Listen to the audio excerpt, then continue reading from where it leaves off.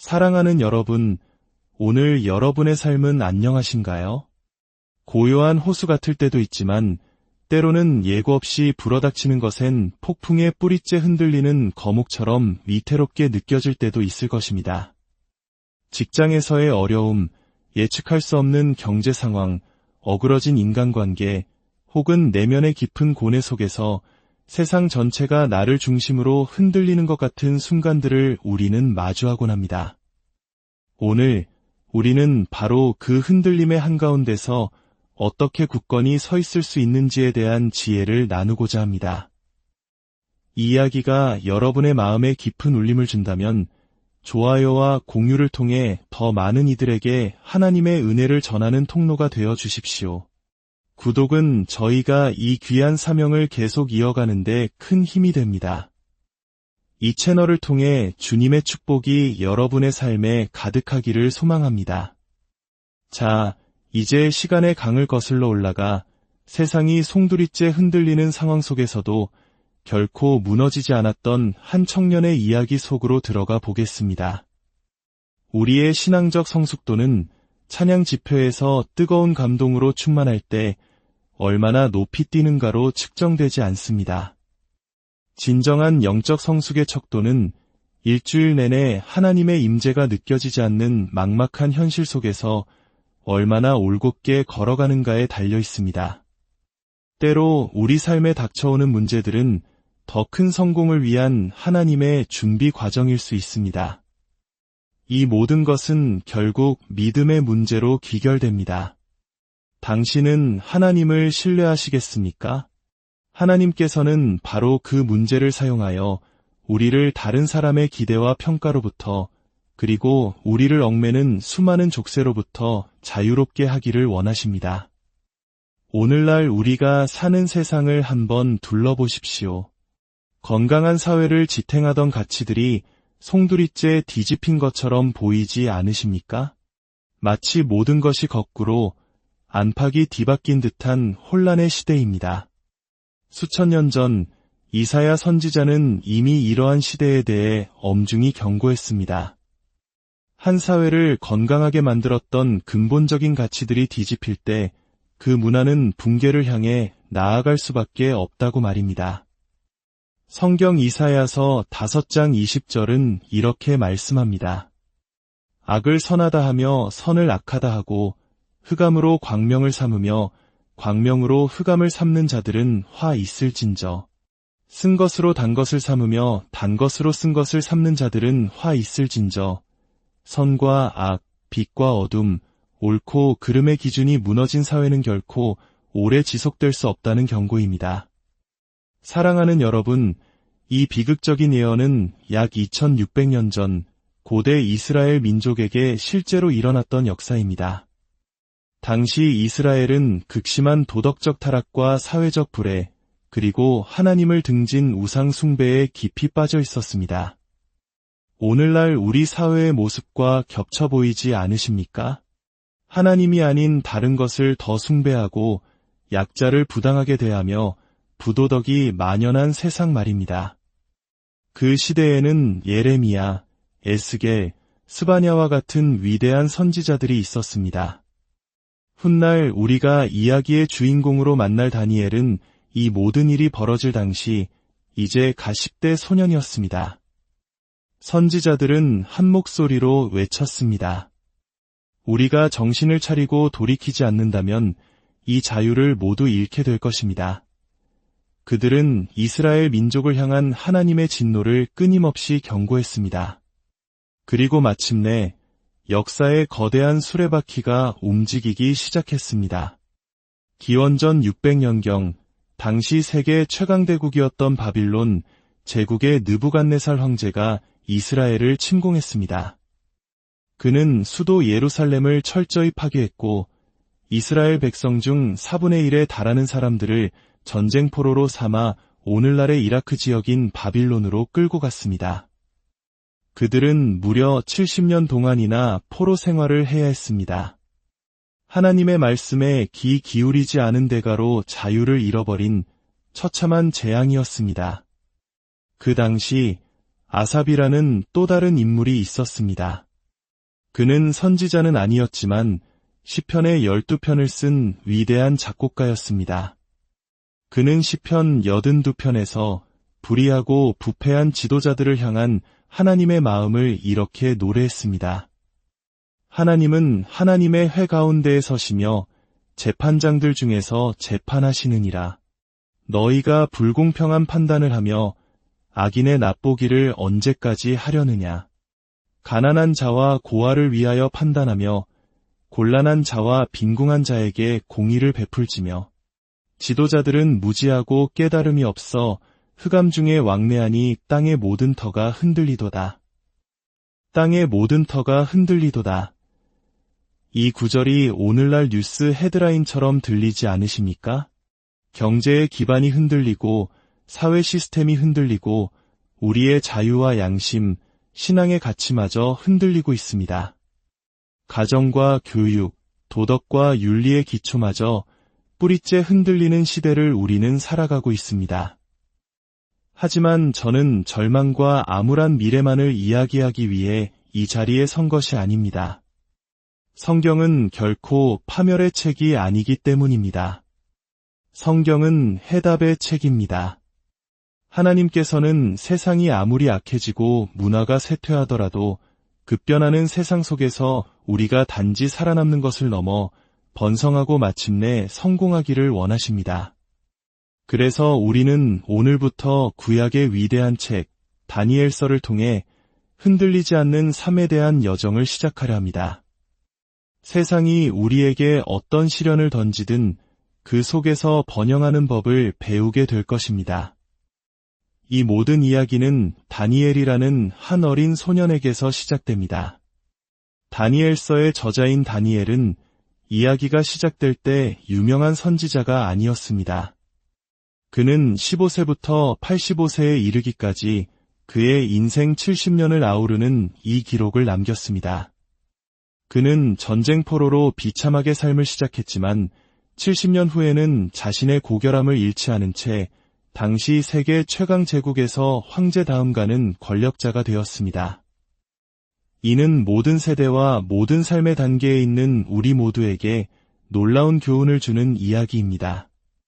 15세의 소년 다니엘은 조국의 멸망을 두 눈으로 목격하고 수많은 포로 중 한 명으로 바빌론에 끌려갑니다. 그는 다시는 부모님을, 가족을, 그리고 고향 땅 이스라엘을 보지 못했습니다. 남은 평생을 적대적이고 이질적인 문화 속에서 살아야 했습니다. 하지만 다니엘서는 그가 어떻게 그 모든 역경 속에서 번성할 수 있었는지를 우리에게 가르쳐줍니다. 다니엘서 한 장은 이렇게 시작됩니다. 유다 왕 여호야김이 다스린 지 3년이 되는 해에 바벨론 왕 느부갓네살이 예루살렘에 이르러 성을 에워쌌더니 주께서 유다 왕 여호야김과 하나님의 전 그릇 얼마를 그의 손에 넘기심에 혹시 삶의 문제들에 포위당한 듯한 느낌을 받은 적이 있으십니까? 시간과 돈은 부족한데 해야 할 일은 산더미처럼 쌓여 있고 모든 것이 나를 짓누르는 듯한 압박감 말입니다. 예루살렘 사람들과 소년 다니엘이 느꼈을 감정이 바로 그것이었습니다. 그런데 성경은 놀랍게도 주께서 느부갓네살에게 승리를 주셨다고 기록합니다. 어떻게 이런 일이 있을 수 있을까요?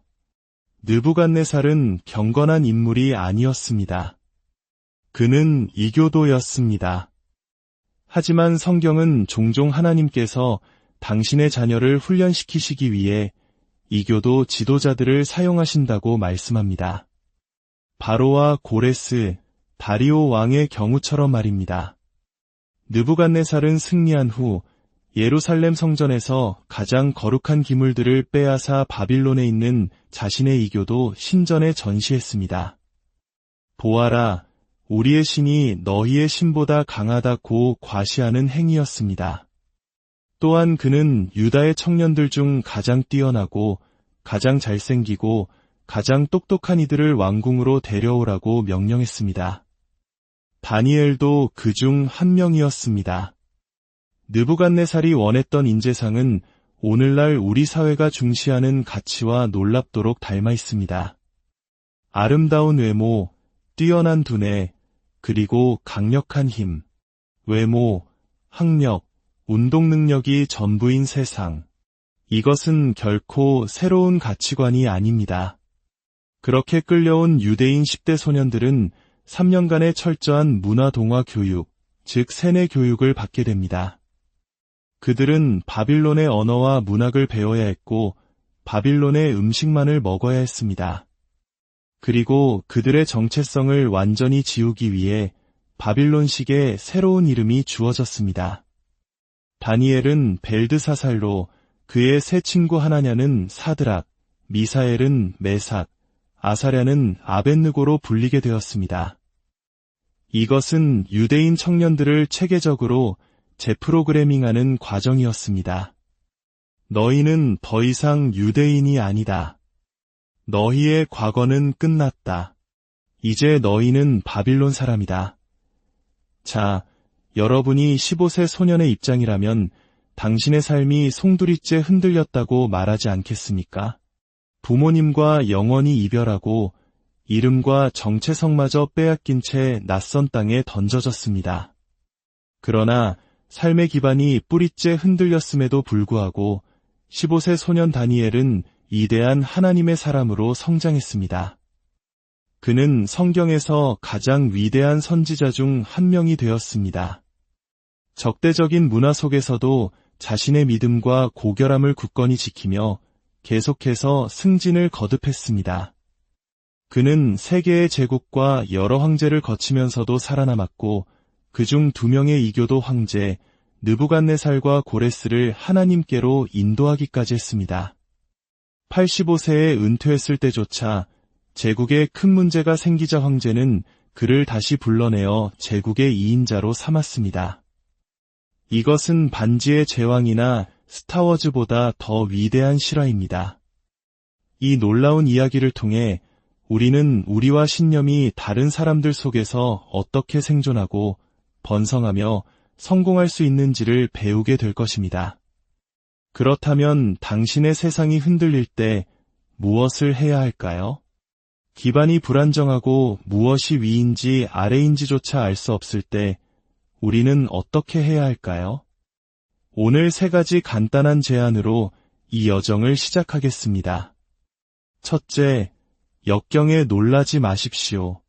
다니엘은 어렸을 때부터 선지자들의 경고를 들으며 자랐습니다. 우리가 돌이키지 않으면 자유를 잃을 것이다. 그래서 이스라엘의 멸망은 충격적이었지만 예상치 못한 일은 아니었습니다. 베드로전서 4장 12절은 말씀합니다. 사랑하는 자들아, 너희를 연단하려고 오는 불시험을 이상한 일 당하는 것 같이 이상히 여기지 말라. 그렇습니다. 흔들림은 이 깨어진 세상에서 지극히 정상적인 삶의 일부입니다. 이곳은 천국이 아닙니다. 죄로 인해 모든 관계와 육체, 심지어 자연과 경제까지도 깨어져 있습니다. 그러니 나쁜 일이 생겼을 때 왜 하필 나에게? 라고 묻기보다 왜 나는 안 된다고 생각했지? 라고 반문해 볼 수 있습니다. 요한복음 16장 33절에서 예수님께서는 분명히 약속하셨습니다. 세상에서는 너희가 환난을 당하나 담대하라, 내가 세상을 이기었노라. 예수님은 우리가 어려움을 겪을 것이라고 약속하셨습니다. 하지만 그분은 또한 우리가 그분을 신뢰할 때 흔들리지 않고 깊은 평안을 누릴 수 있다고 약속하셨습니다. 위기가 닥쳤을 때 우리의 일반적인 반응은 누구의 탓인가를 찾는 것입니다. 하지만 비난에 몰두하는 한 우리는 결코 문제를 해결할 수 없습니다. 누구의 잘못인지를 묻기보다 나는 무엇을 해야 하는가를 물어야 합니다. 사실 우리 삶의 문제에는 4가지 근원이 있습니다. 첫째는 바로 나 자신입니다. 우리는 어리석은 결정으로 스스로에게 가장 큰 고통을 안깁니다. 둘째는 세상입니다. 세상은 다른 사람의 인정을 갈망하는 우리의 약점을 이용해 우리를 끌어내리려 합니다. 셋째는 물론 사탄입니다. 그는 우리를 낙심시키고 의심하게 만들며 패배시키려 합니다. 하지만 오늘 우리가 집중하고 싶은 네 번째 근원은 바로 하나님입니다. 그렇습니다. 때로는 하나님께서 매우 선한 이유로 우리의 삶을 흔드십니다. 그러나 문제의 근원이 무엇인지는 중요하지 않습니다. 당신이 하나님을 신뢰하기만 한다면 하나님께서는 당신의 죄로 인한 결과까지도 포함하여 모든 것을 합력하여 선을 이루실 것이기 때문입니다. 십자가의 죽음을 부활로 바꾸시는 분이 바로 우리 하나님이십니다. 중요한 것은 문제의 원인이 아니라 그 문제에 대한 당신의 반응입니다. 둘째, 하나님께서 그 일을 어떻게 선하게 사용하실지 그 방법을 찾아보십시오. 예레미야 29장 11절은 말씀합니다. 너희를 향한 나의 생각을 내가 안하니 평안이여 재앙이 아니니라. 너희에게 미래와 희망을 주는 것이니라. 하나님의 계획은 언제나 선합니다. 다니엘의 삶에서 하나님께서는 문제를 통해 5가지 일을 행하셨고 이는 오늘날 우리의 삶에도 동일하게 적용됩니다. 첫째, 하나님은 우리를 점검하시기 위해 삶을 흔드십니다. 문제는 우리의 숨겨진 동기, 잘못된 생각, 두려움과 같은 내면의 상태를 드러냅니다. 마치 뜨거운 물에 넣어야 비로소 그 속을 알 수 있는 티백처럼 하나님은 시련을 통해 우리 자신을 보게 하십니다. 하나님은 이미 우리의 속을 다 아시지만 우리 스스로가 깨닫기를 원하십니다. 이 시련이 나에 대해 무엇을 보여주고 있습니까? 둘째, 하나님은 우리를 교정하시기 위해 삶을 흔드십니다. 이스라엘 백성은 70년간의 포로 생활이라는 고통스러운 징계를 통해 우상 숭배라는 고질병을 완전히 고쳤습니다. 히브리서 12장은 주께서 그 사랑하시는 자를 징계하시고 그가 받아들이시는 아들마다 채찍질하심이라고 말씀합니다. 징계는 고통스럽지만 우리를 바른 길로 인도하고 평안에 이르게 하는 하나님의 사랑의 증거입니다. 이 문제가 나에게 무엇을 가르치고 있습니까? 셋째, 하나님은 우리를 인도하시기 위해 삶을 흔드십니다. 문제는 종종 우리의 계획을 바꾸어 놓습니다. 우리는 편안할 때 삶의 방향에 대해 깊이 생각하지 않습니다. 하지만 고통은 우리를 멈추어 서게 하고 새로운 방향을 모색하게 만듭니다. 탕자가 모든 것을 잃고 나서야 아버지께로 돌아갈 생각을 했던 것처럼 말입니다. 이 문제가 나를 어디로 이끌고 있습니까? 넷째, 하나님은 우리를 보호하시기 위해 삶을 흔드십니다. 때로는 지금 겪는 작은 고통이 앞으로 닥칠 더 큰 재앙으로부터 우리를 지켜주는 예방주사가 될 수 있습니다. 요셉은 형들에게 배신당하고 노예로 팔려가는 끔찍한 고통을 겪었지만 그 모든 과정은 결국 그와 그의 가족, 그리고 온 민족을 기근에서 구원하기 위한 하나님의 보호하심이었습니다. 요셉은 훗날 형들에게 이렇게 고백합니다. 당신들은 나를 해하려 하였으나 하나님은 그것을 선으로 바꾸사 이 문제가 어떻게 나를 보호하고 있을 수 있습니까? 다섯째, 하나님은 우리를 온전하게 하시기 위해 삶을 흔드십니다. 이것은 우리를 예수 그리스도처럼 성장시키고 우리의 인격을 성숙시키기 위함입니다. 은혜는 겨울에 가장 잘 자란다는 말이 있습니다. 고통은 성장을 위해 치러야 할 값비싼 대가입니다. 우리를 낙심하게 만드는 바로 그 일이 하나님께서 우리를 성장시키기 위해 사용하시는 도구임을 깨달을 때 우리는 다니엘처럼 흔들리지 않는 삶을 살 수 있습니다. 로마서 5장은 말씀합니다. 우리가 환난 중에도 즐거워하나니 이는 환난은 인내를, 인내는 연단을, 연단은 소망을 이루는 줄 알미로다. 이 문제를 통해 나는 어떻게 성장할 수 있습니까? 마지막 셋째, 내가 이해할 수 없는 일에 대해서는 하나님을 신뢰하십시오. 때로는 문제의 의미를 도저히 알 수 없을 때가 있습니다. 점검도, 교정도, 인도도, 보호도, 성장도 보이지 않을 때가 있습니다. 그때 우리는 잠언의 지혜를 기억해야 합니다. 사람의 걸음은 여호와께로 말미암나니 사람이 어찌 자기의 길을 알 수 있으랴. 너는 마음을 다하여 여호와를 신뢰하고 내 명철을 의지하지 말라. 너는 범사에 그를 인정하라 그리하면 내 길을 지도하시리라. 하나님은 우리가 성공적인 삶을 살기를 원하십니다. 그러나 그 성공은 스트레스를 통한 시험을 통과한 후에 주어지는 축복입니다. 다니엘의 이야기는 계속됩니다. 15년 후 이제 30대 중반이 된 다니엘의 친구들 사드락과 메삭과 아벳느고에게 인생 최대의 시험이 닥칩니다. 느부갓네살 왕은 자신의 교만이 극에 달해 높이가 90피트에 달하는 거대한 금 신상을 만들고 자신을 신으로 숭배하라고 명령합니다. 왕의 오케스트라가 연주를 시작하면 모든 백성은 즉시 무릎을 꿇고 그 신상에 절해야 했습니다. 거부하는 자는 누구든 즉시 맹렬히 타는 풀무불에 던져질 것이라는 끔찍한 협박과 함께였습니다. 이 이야기는 2500년 전의 일이지만 오늘날 우리에게도 동일한 압력이 존재합니다. 세상은 우리에게 돈, 성공, 쾌락, 인기와 같은 거대한 우상을 숭배하라고 끊임없이 요구합니다. 우리 자신마저도 다른 사람에게 잘 보이기 위해 거짓된 이미지를 만들며 스스로를 우상화하려는 유혹에 빠집니다. 왕의 명령이 떨어지자 바빌론의 모든 지도자들은 일제히 엎드려 절했습니다.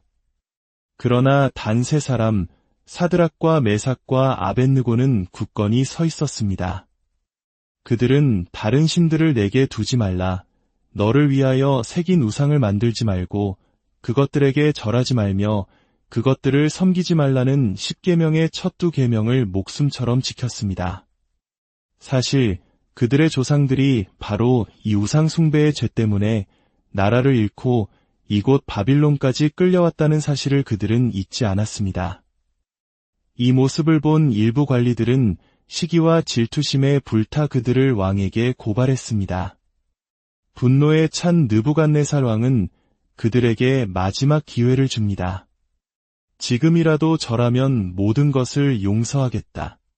하지만 거부한다면 즉시 풀무불에 던져질 것이다. 과연 어떤 신이 내 손에서 너희를 구해낼 수 있겠느냐? 이는 하나님과 인간 왕 사이의 정면 대결이었습니다. 위기의 순간 세 친구의 대응은 우리에게 깊은 영감을 줍니다. 첫째, 그들은 자신을 변호하려 애쓰지 않았습니다.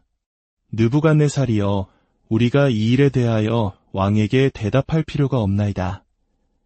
그들은 조용히 하나님께서 모든 것을 해결해 주실 것을 믿었습니다. 둘째, 그들은 하나님께서 자신들을 구원하실 능력이 있음을 기억했습니다. 왕이여, 우리가 섬기는 하나님이 계시다면 우리를 맹렬히 타는 풀무불 가운데에서 능히 건져내시겠고, 셋째, 그들은 하나님께서 반드시 구원하실 것이라고 믿었습니다. 왕의 손에서도 건져내시리이다. 그리고 넷째, 그들은 어떤 결과가 오든 하나님을 향한 충성을 맹세했습니다. 그렇게 하지 아니하실지라도 왕이여, 우리가 왕의 신들을 섬기지도 아니하고 왕이 세우신 금 신상에게 절하지도 아니할 줄을 아옵소서. 이것이야말로 진정한 믿음의 고백입니다. 하나님께서 우리를 위기에서 건져주실 수 있고 건져주실 것을 믿지만 설령 하나님께서 다른 계획을 가지고 계셔서 우리를 건져주시지 않는다 해도 우리의 믿음은 변치 않을 것이라는 선포입니다. 왕은 극도로 분노하여 풀무불을 평소보다 7배나 더 뜨겁게 하라고 명령했습니다. 불길이 너무나 거세서 세 사람을 불 속에 던져 넣던 군인들이 타 죽을 정도였습니다. 그때 놀라운 일이 벌어졌습니다. 느부갓네살 왕이 깜짝 놀라 외쳤습니다.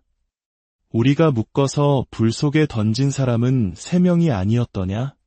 보라, 내가 보니 무기지 않은 4사람이 불 가운데로 다니는데 상하지도 아니하였고 그 넷째의 모양은 신들의 아들과 같도다. 그 넷째는 신들의 아들이 아니었습니다. 그는 바로 하나님의 아들 예수 그리스도였습니다. 주님께서는 불타는 풀무불 한가운데까지 직접 내려오셔서 당신의 자녀들과 함께 걸으셨습니다. 이것이 바로 주님의 약속입니다. 내가 물 가운데로 지날 때에 내가 너와 함께 할 것이라. 강을 건널 때에 물이 너를 침몰하지 못할 것이며 내가 불 가운데로 지날 때에 타지도 아니할 것이요 불꽃이 너를 사르지도 못하리니 대전하는 여호와 내 하나님이여. 사랑하는 여러분, 오늘 여러분의 삶을 흔드는 시련이 무엇이든 그 속에서 홀로 걷고 있지 않음을 기억하십시오. 당신을 점검하고 교정하고 인도하고 보호하며 마침내 온전하게 만드시기 위한 하나님의 선한 계획이 그 안에 숨어 있을 수 있습니다. 우리의 문제는 문제 그 자체가 아니라 그 문제에 대한 우리의 반응입니다.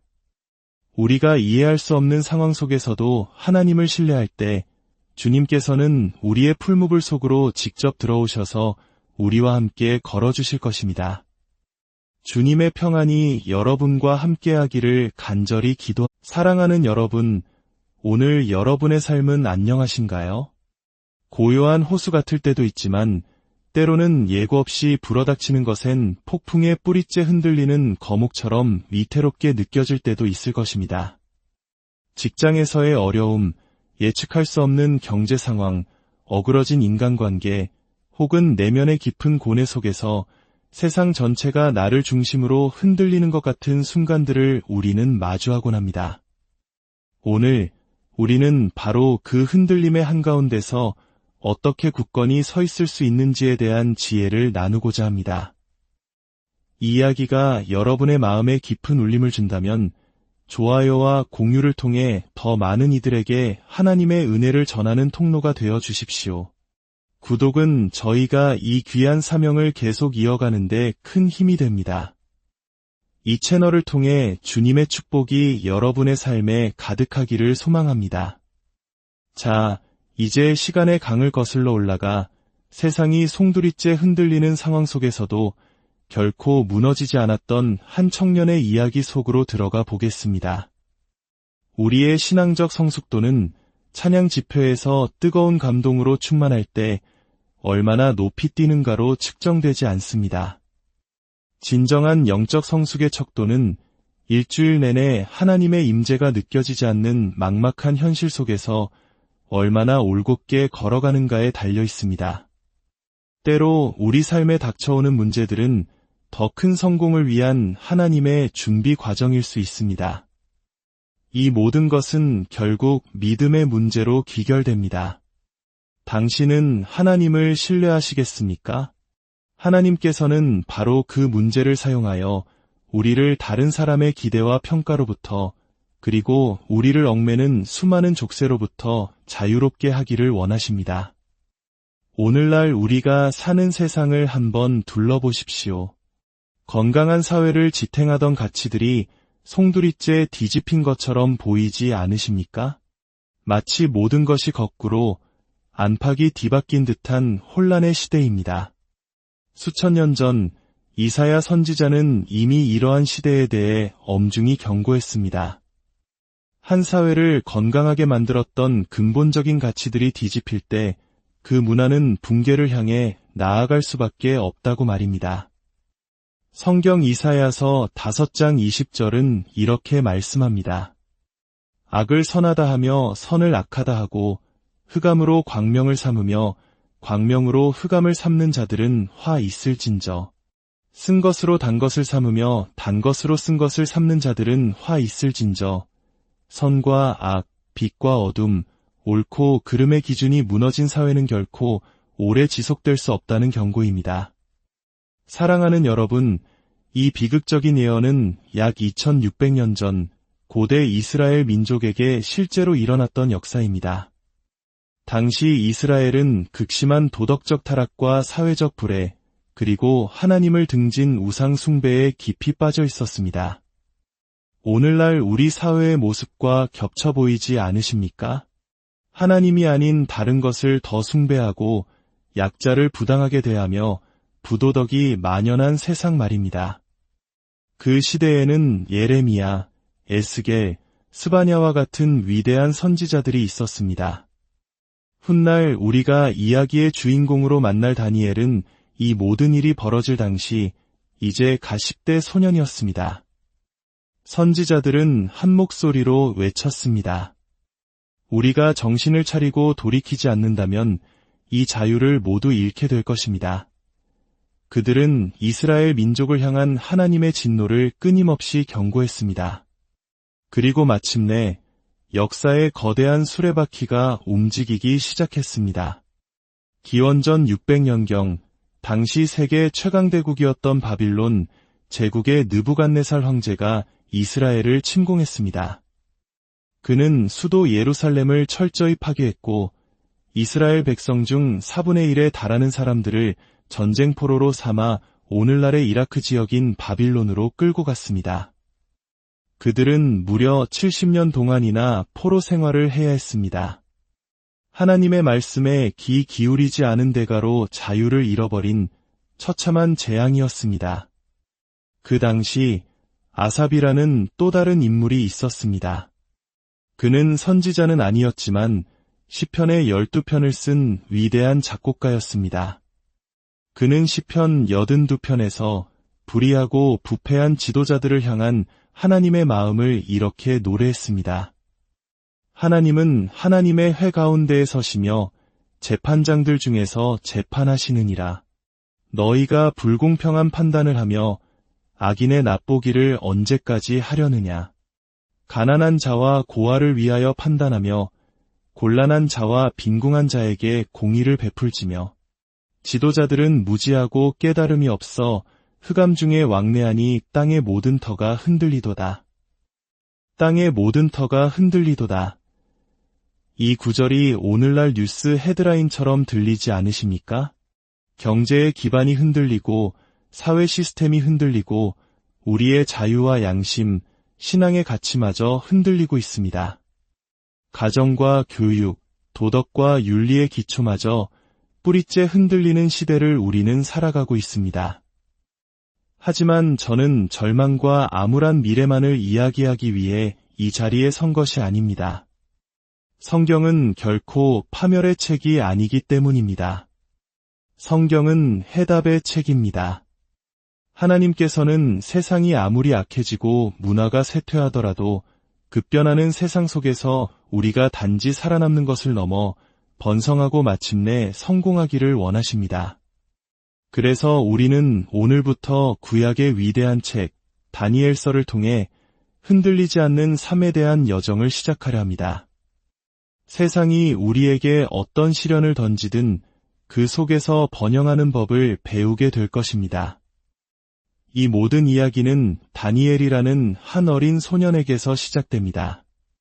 다니엘서의 저자인 다니엘은 이야기가 시작될 때 유명한 선지자가 아니었습니다. 그는 15세부터 85세에 이르기까지 그의 인생 70년을 아우르는 이 기록을 남겼습니다. 그는 전쟁포로로 비참하게 삶을 시작했지만 70년 후에는 자신의 고결함을 잃지 않은 채 당시 세계 최강 제국에서 황제 다음 가는 권력자가 되었습니다. 이는 모든 세대와 모든 삶의 단계에 있는 우리 모두에게 놀라운 교훈을 주는 이야기입니다. 15세의 소년 다니엘은 조국의 멸망을 두 눈으로 목격하고 수많은 포로 중 한 명으로 바빌론에 끌려갑니다. 그는 다시는 부모님을, 가족을, 그리고 고향 땅 이스라엘을 보지 못했습니다. 남은 평생을 적대적이고 이질적인 문화 속에서 살아야 했습니다. 하지만 다니엘서는 그가 어떻게 그 모든 역경 속에서 번성할 수 있었는지를 우리에게 가르쳐줍니다.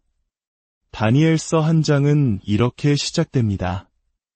유다왕 여호야김이 다스린 지 3년이 되는 해에 바벨론 왕 느부갓네살이 예루살렘에 이르러 성을 에워쌌더니 주께서 유다 왕 여호야김과 하나님의 전 그릇 얼마를 그의 손에 넘기심에 혹시 삶의 문제들에 포위당한 듯한 느낌을 받은 적이 있으십니까?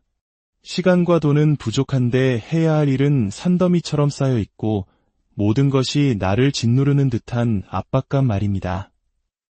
예루살렘 사람들과 소년 다니엘이 느꼈을 감정이 바로 그것이었습니다.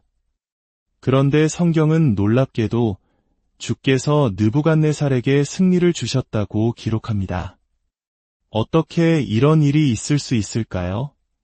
느부갓네살은 경건한 인물이 아니었습니다. 그는 이교도였습니다. 하지만 성경은 종종 하나님께서 당신의 자녀를 훈련시키시기 위해 이교도 지도자들을 사용하신다고 말씀합니다. 바로와 고레스, 다리오 왕의 경우처럼 말입니다.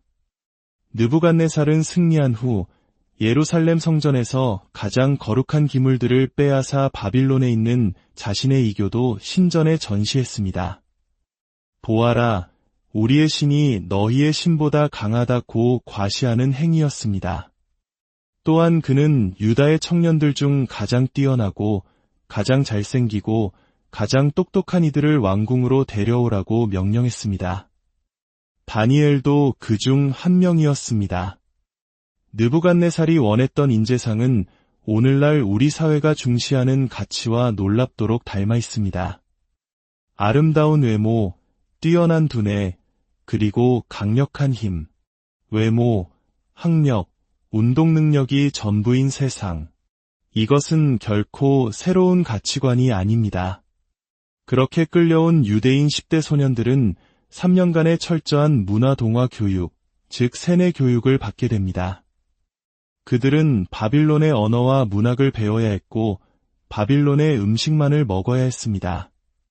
그리고 그들의 정체성을 완전히 지우기 위해 바빌론식의 새로운 이름이 주어졌습니다. 다니엘은 벨드사살로, 그의 세 친구 하나냐는 사드락, 미사엘은 메삭, 아사랴는 아벳느고로 불리게 되었습니다. 이것은 유대인 청년들을 체계적으로 재프로그래밍하는 과정이었습니다. 너희는 더 이상 유대인이 아니다. 너희의 과거는 끝났다. 이제 너희는 바빌론 사람이다. 자, 여러분이 15세 소년의 입장이라면 당신의 삶이 송두리째 흔들렸다고 말하지 않겠습니까? 부모님과 영원히 이별하고 이름과 정체성마저 빼앗긴 채 낯선 땅에 던져졌습니다. 그러나 삶의 기반이 뿌리째 흔들렸음에도 불구하고 15세 소년 다니엘은 이대한 하나님의 사람으로 성장했습니다. 그는 성경에서 가장 위대한 선지자 중 한 명이 되었습니다. 적대적인 문화 속에서도 자신의 믿음과 고결함을 굳건히 지키며 계속해서 승진을 거듭했습니다. 그는 세 개의 제국과 여러 황제를 거치면서도 살아남았고 그중 2명의 이교도 황제 느부갓네살과 고레스를 하나님께로 인도하기까지 했습니다.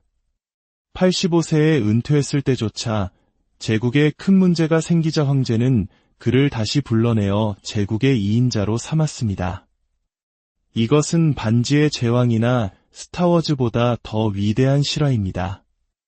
이 놀라운 이야기를 통해 우리는 우리와 신념이 다른 사람들 속에서 어떻게 생존하고 번성하며 성공할 수 있는지를 배우게 될 것입니다. 그렇다면 당신의 세상이 흔들릴 때 무엇을 해야 할까요? 기반이 불안정하고 무엇이 위인지 아래인지조차 알 수 없을 때 우리는 어떻게 해야 할까요? 오늘 3가지 간단한 제안으로 이 여정을 시작하겠습니다. 첫째, 역경에 놀라지 마십시오. 다니엘은 어렸을 때부터 선지자들의 경고를 들으며 자랐습니다. 우리가 돌이키지 않으면 자유를 잃을 것이다. 그래서 이스라엘의 멸망은 충격적이었지만 예상치 못한 일은 아니었습니다. 베드로전서 4장 12절은 말씀합니다. 사랑하는 자들아, 너희를 연단하려고 오는 불시험을 이상한 일 당하는 것 같이 이상히 여기지 말라. 그렇습니다. 흔들림은 이 깨어진 세상에서 지극히 정상적인 삶의 일부입니다. 이곳은 천국이 아닙니다. 죄로 인해 모든 관계와 육체, 심지어 자연과 경제까지도 깨어져 있습니다. 그러니 나쁜 일이 생겼을 때 왜 하필 나에게? 라고 묻기보다 왜 나는 안 된다고 생각했지? 라고 반문해 볼 수 있습니다. 요한복음 16장 33절에서 예수님께서는 분명히 약속하셨습니다. 세상에서는 너희가 환난을 당하나 담대하라 내가 세상을 이기었노라. 예수님은 우리가 어려움을 겪을 것이라고 약속하셨습니다. 하지만 그분은 또한 우리가 그분을 신뢰할 때 흔들리지 않고 깊은 평안을 누릴 수 있다고 약속하셨습니다.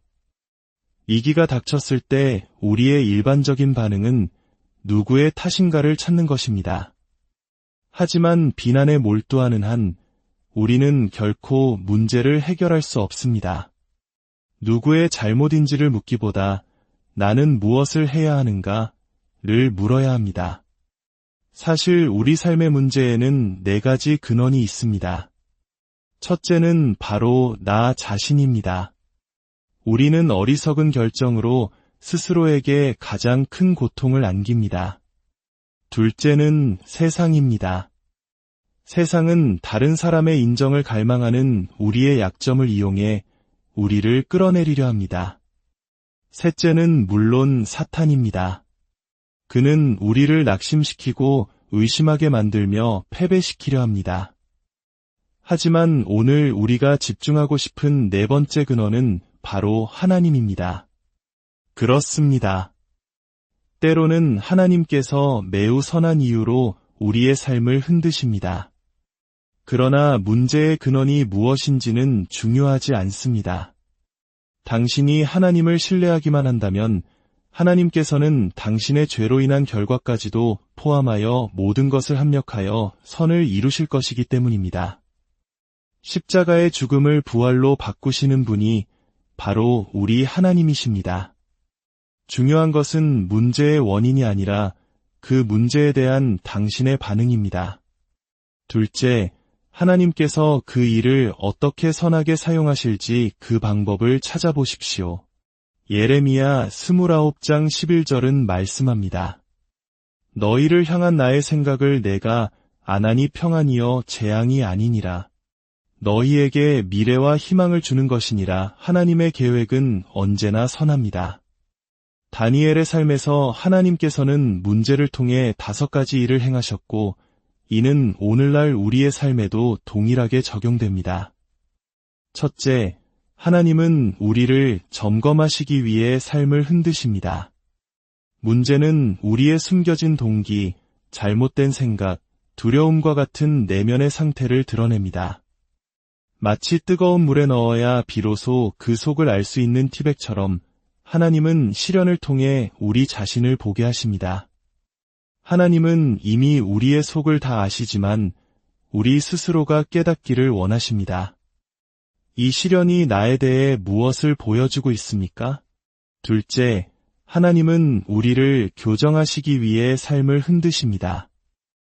이스라엘 백성은 70년간의 포로 생활이라는 고통스러운 징계를 통해 우상 숭배라는 고질병을 완전히 고쳤습니다. 히브리서 12장은 주께서 그 사랑하시는 자를 징계하시고 그가 받아들이시는 아들마다 채찍질하심이라고 말씀합니다.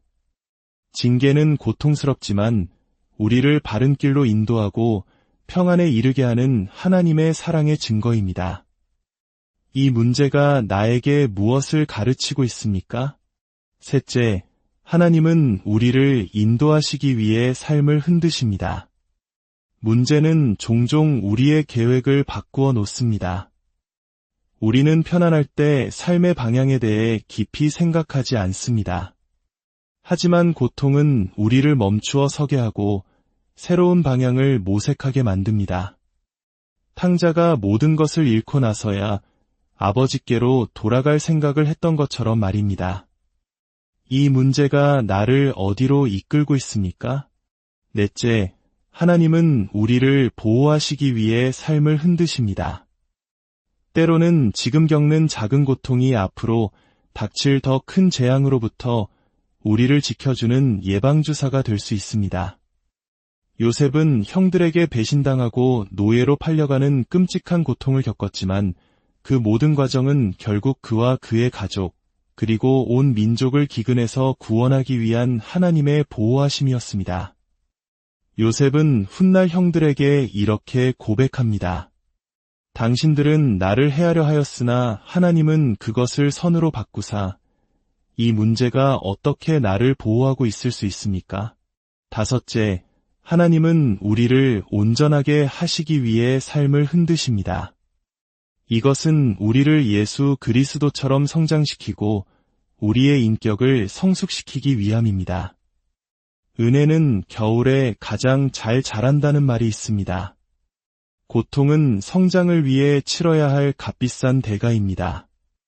우리를 낙심하게 만드는 바로 그 일이 하나님께서 우리를 성장시키기 위해 사용하시는 도구임을 깨달을 때 우리는 다니엘처럼 흔들리지 않는 삶을 살 수 있습니다. 로마서 5장은 말씀합니다. 우리가 환난 중에도 즐거워하나니 이는 환난은 인내를, 인내는 연단을, 연단은 소망을 이루는 줄 알미로다. 이 문제를 통해 나는 어떻게 성장할 수 있습니까? 마지막 셋째, 내가 이해할 수 없는 일에 대해서는 하나님을 신뢰하십시오. 때로는 문제의 의미를 도저히 알 수 없을 때가 있습니다. 점검도, 교정도, 인도도, 보호도, 성장도 보이지 않을 때가 있습니다. 그때 우리는 잠언의 지혜를 기억해야 합니다.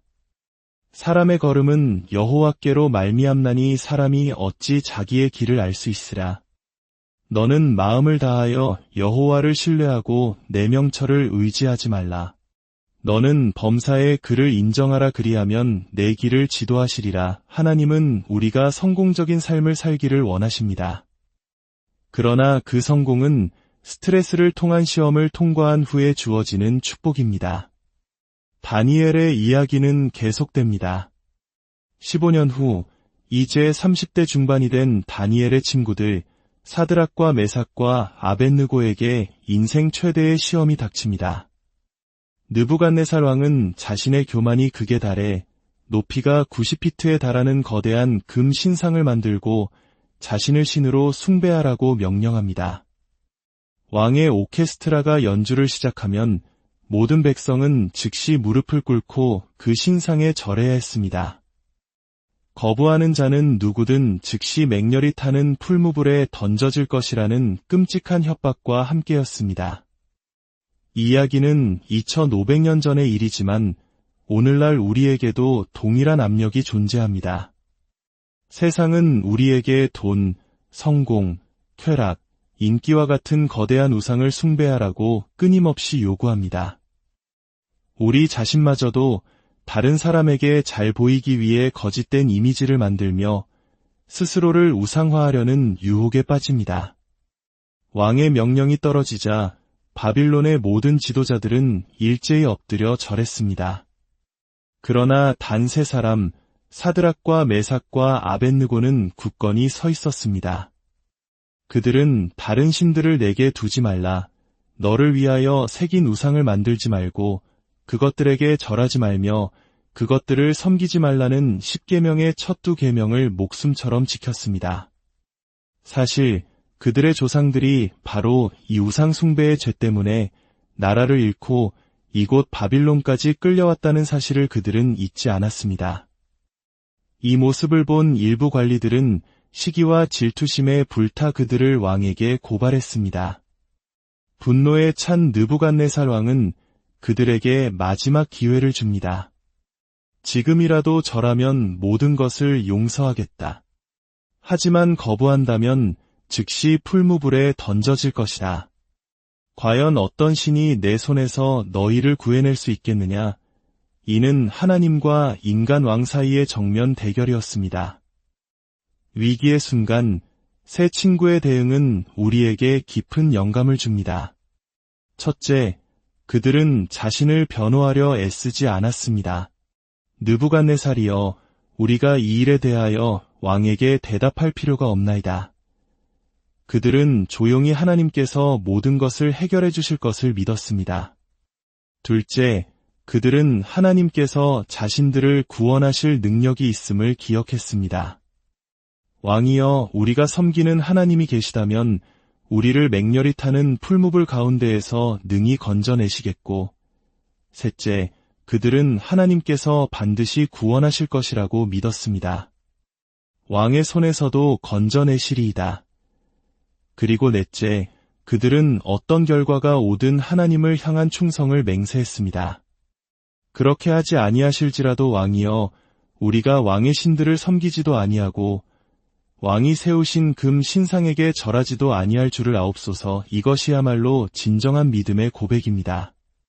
하나님께서 우리를 위기에서 건져주실 수 있고 건져주실 것을 믿지만 설령 하나님께서 다른 계획을 가지고 계셔서 우리를 건져주시지 않는다 해도 우리의 믿음은 변치 않을 것이라는 선포입니다. 왕은 극도로 분노하여 풀무불을 평소보다 7배나 더 뜨겁게 하라고 명령했습니다. 불길이 너무나 거세서 세 사람을 불 속에 던져 넣던 군인들이 타 죽을 정도였습니다. 그때 놀라운 일이 벌어졌습니다. 느부갓네살 왕이 깜짝 놀라 외쳤습니다. 우리가 묶어서 불 속에 던진 사람은 3명이 아니었더냐? 보라, 내가 보니 무기지 않은 4사람이 불 가운데로 다니는데 상하지도 아니하였고 그 넷째의 모양은 신들의 아들과 같도다. 그 넷째는 신들의 아들이 아니었습니다. 그는 바로 하나님의 아들 예수 그리스도였습니다. 주님께서는 불타는 풀무불 한가운데까지 직접 내려오셔서 당신의 자녀들과 함께 걸으셨습니다. 이것이 바로 주님의 약속입니다. 내가 물 가운데로 지날 때에 내가 너와 함께 할 것이라. 강을 건널 때에 물이 너를 침몰하지 못할 것이며 내가 불 가운데로 지날 때에 타지도 아니할 것이요 불꽃이 너를 사르지도 못하리니 대전하는 여호와 내 하나님이여. 사랑하는 여러분, 오늘 여러분의 삶을 흔드는 시련이 무엇이든 그 속에서 홀로 걷고 있지 않음을 기억하십시오. 당신을 점검하고 교정하고 인도하고 보호하며 마침내 온전하게 만드시기 위한 하나님의 선한 계획이 그 안에 숨어 있을 수 있습니다. 우리의 문제는 문제 그 자체가 아니라 그 문제에 대한 우리의 반응입니다. 우리가 이해할 수 없는 상황 속에서도 하나님을 신뢰할 때 주님께서는 우리의 풀무불 속으로 직접 들어오셔서 우리와 함께 걸어주실 것입니다. 주님의 평안이 여러분과 함께하기를 간절히 사랑하는 여러분, 오늘 여러분의 삶은 안녕하신가요? 고요한 호수 같을 때도 있지만 때로는 예고 없이 불어닥치는 것엔 폭풍의 뿌리째 흔들리는 거목처럼 위태롭게 느껴질 때도 있을 것입니다. 직장에서의 어려움, 예측할 수 없는 경제 상황, 어그러진 인간관계, 혹은 내면의 깊은 고뇌 속에서 세상 전체가 나를 중심으로 흔들리는 것 같은 순간들을 우리는 마주하곤 합니다. 오늘 우리는 바로 그 흔들림의 한가운데서 어떻게 굳건히 서 있을 수 있는지에 대한 지혜를 나누고자 합니다. 이 이야기가 여러분의 마음에 깊은 울림을 준다면 좋아요와 공유를 통해 더 많은 이들에게 하나님의 은혜를 전하는 통로가 되어 주십시오. 구독은 저희가 이 귀한 사명을 계속 이어가는 데 큰 힘이 됩니다. 이 채널을 통해 주님의 축복이 여러분의 삶에 가득하기를 소망합니다. 자, 이제 시간의 강을 거슬러 올라가 세상이 송두리째 흔들리는 상황 속에서도 결코 무너지지 않았던 한 청년의 이야기 속으로 들어가 보겠습니다. 우리의 신앙적 성숙도는 찬양 지표에서 뜨거운 감동으로 충만할 때 얼마나 높이 뛰는가로 측정되지 않습니다. 진정한 영적 성숙의 척도는 일주일 내내 하나님의 임재가 느껴지지 않는 막막한 현실 속에서 얼마나 올곧게 걸어가는가에 달려 있습니다. 때로 우리 삶에 닥쳐오는 문제들은 더 큰 성공을 위한 하나님의 준비 과정일 수 있습니다. 이 모든 것은 결국 믿음의 문제로 귀결됩니다. 당신은 하나님을 신뢰하시겠습니까? 하나님께서는 바로 그 문제를 사용하여 우리를 다른 사람의 기대와 평가로부터 그리고 우리를 얽매는 수많은 족쇄로부터 자유롭게 하기를 원하십니다. 오늘날 우리가 사는 세상을 한번 둘러보십시오. 건강한 사회를 지탱하던 가치들이 송두리째 뒤집힌 것처럼 보이지 않으십니까? 마치 모든 것이 거꾸로 안팎이 뒤바뀐 듯한 혼란의 시대입니다. 수천 년 전 이사야 선지자는 이미 이러한 시대에 대해 엄중히 경고했습니다. 한 사회를 건강하게 만들었던 근본적인 가치들이 뒤집힐 때 그 문화는 붕괴를 향해 나아갈 수밖에 없다고 말입니다. 성경 이사야서 5장 20절은 이렇게 말씀합니다. 악을 선하다 하며 선을 악하다 하고 흑암으로 광명을 삼으며 광명으로 흑암을 삼는 자들은 화 있을진저. 쓴 것으로 단 것을 삼으며 단 것으로 쓴 것을 삼는 자들은 화 있을진저. 선과 악, 빛과 어둠, 옳고 그름의 기준이 무너진 사회는 결코 오래 지속될 수 없다는 경고입니다. 사랑하는 여러분, 이 비극적인 예언은 약 2600년 전 고대 이스라엘 민족에게 실제로 일어났던 역사입니다. 당시 이스라엘은 극심한 도덕적 타락과 사회적 불애, 그리고 하나님을 등진 우상 숭배에 깊이 빠져 있었습니다. 오늘날 우리 사회의 모습과 겹쳐 보이지 않으십니까? 하나님이 아닌 다른 것을 더 숭배하고 약자를 부당하게 대하며 부도덕이 만연한 세상 말입니다. 그 시대에는 예레미야, 에스겔, 스바냐와 같은 위대한 선지자들이 있었습니다. 훗날 우리가 이야기의 주인공으로 만날 다니엘은 이 모든 일이 벌어질 당시 이제 가십대 소년이었습니다. 선지자들은 한 목소리로 외쳤습니다. 우리가 정신을 차리고 돌이키지 않는다면 이 자유를 모두 잃게 될 것입니다. 그들은 이스라엘 민족을 향한 하나님의 진노를 끊임없이 경고했습니다. 그리고 마침내 역사의 거대한 수레바퀴가 움직이기 시작했습니다. 기원전 600년경 당시 세계 최강대국이었던 바빌론 제국의 느부갓네살 황제가 이스라엘을 침공했습니다. 그는 수도 예루살렘을 철저히 파괴했고 이스라엘 백성 중 4분의 1에 달하는 사람들을 전쟁포로로 삼아 오늘날의 이라크 지역인 바빌론으로 끌고 갔습니다. 그들은 무려 70년 동안이나 포로 생활을 해야 했습니다. 하나님의 말씀에 귀 기울이지 않은 대가로 자유를 잃어버린 처참한 재앙이었습니다. 그 당시 아삽이라는 또 다른 인물이 있었습니다. 그는 선지자는 아니었지만 시편의 12편을 쓴 위대한 작곡가였습니다. 그는 시편 82편에서 불의하고 부패한 지도자들을 향한 하나님의 마음을 이렇게 노래했습니다. 하나님은 하나님의 회 가운데에 서시며 재판장들 중에서 재판하시느니라. 너희가 불공평한 판단을 하며 악인의 납보기를 언제까지 하려느냐. 가난한 자와 고아를 위하여 판단하며 곤란한 자와 빈궁한 자에게 공의를 베풀지며 지도자들은 무지하고 깨달음이 없어 흑암 중에 왕래하니 땅의 모든 터가 흔들리도다. 땅의 모든 터가 흔들리도다. 이 구절이 오늘날 뉴스 헤드라인처럼 들리지 않으십니까? 경제의 기반이 흔들리고 사회 시스템이 흔들리고 우리의 자유와 양심, 신앙의 가치마저 흔들리고 있습니다. 가정과 교육, 도덕과 윤리의 기초마저 뿌리째 흔들리는 시대를 우리는 살아가고 있습니다. 하지만 저는 절망과 암울한 미래만을 이야기하기 위해 이 자리에 선 것이 아닙니다. 성경은 결코 파멸의 책이 아니기 때문입니다. 성경은 해답의 책입니다. 하나님께서는 세상이 아무리 악해지고 문화가 쇠퇴하더라도 급변하는 세상 속에서 우리가 단지 살아남는 것을 넘어 번성하고 마침내 성공하기를 원하십니다. 그래서 우리는 오늘부터 구약의 위대한 책 다니엘서를 통해 흔들리지 않는 삶에 대한 여정을 시작하려 합니다. 세상이 우리에게 어떤 시련을 던지든 그 속에서 번영하는 법을 배우게 될 것입니다.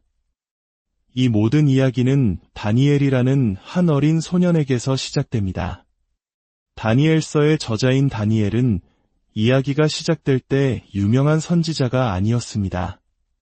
그는 15세부터 85세에 이르기까지 그의 인생 70년을 아우르는 이 기록을 남겼습니다.